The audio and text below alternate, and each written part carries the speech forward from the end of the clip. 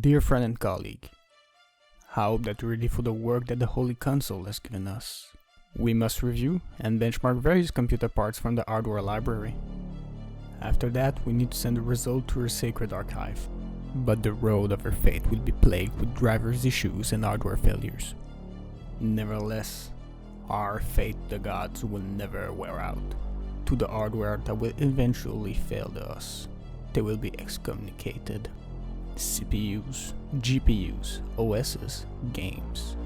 Nothing will be spared.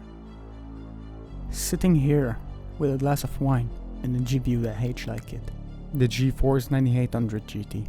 The 9800 GT is a late 2000s graphics card, being a replacement for the 8800 GT.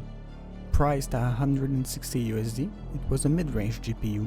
Yes, I said a mid-range graphics card for 160. Almost impossible in this day and age.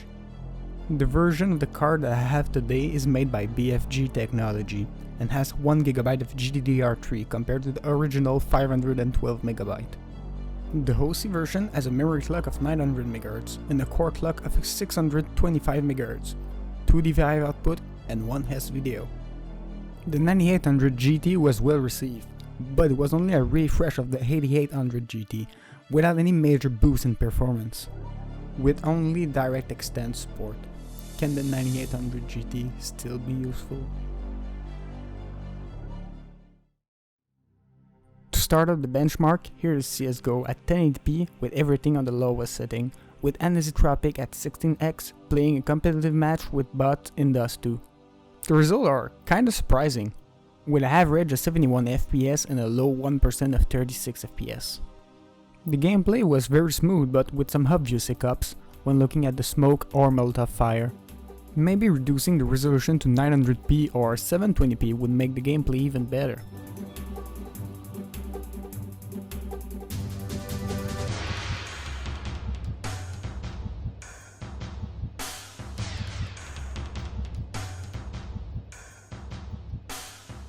Next up is GTA 5 in DirectX 10 mode, with all the setting on normal with a resolution of 1080p.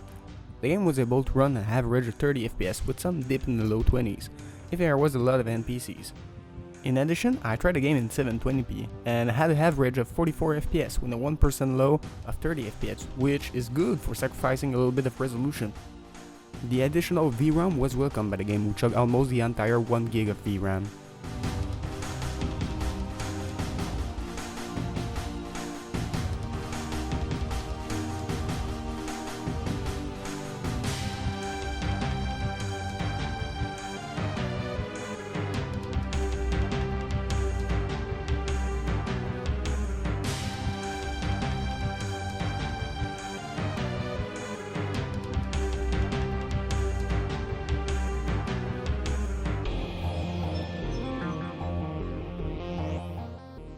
Following up after is building a home in Minecraft 1.19.3 at 1080p with a render distance of 12 chunk.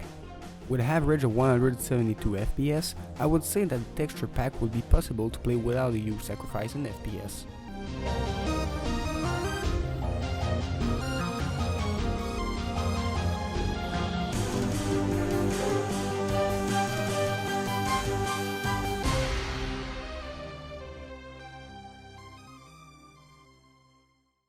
I had a lot of fun smashing watermelons and crate with Silica and Gary's mod, with an average of over 100 FPS with all the setting maxed out with anti-aliasing disabled.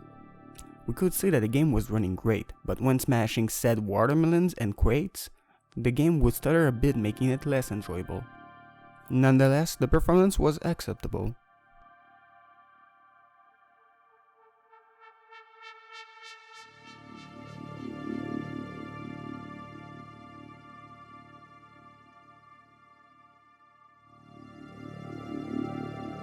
Spreading love and kindness as Jesus in Left 4 Dead 2 was a great experience.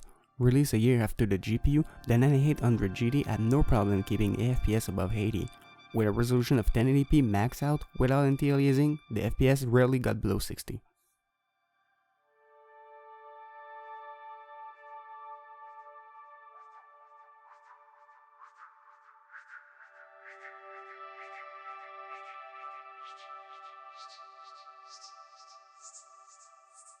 One strength of older GPUs is being able to emulate older console with a better resolution. Like the PS2, where the GPU was able to play Gran Turismo 4 at full speed, with a 2.5 times native resolution, making the game more appealing to the eyes.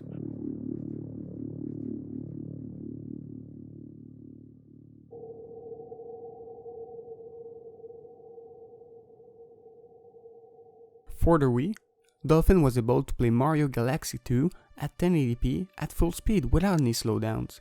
With these results, I'm pretty confident to say that the GameCube games and the N64 games will not have any trouble running on this GPU.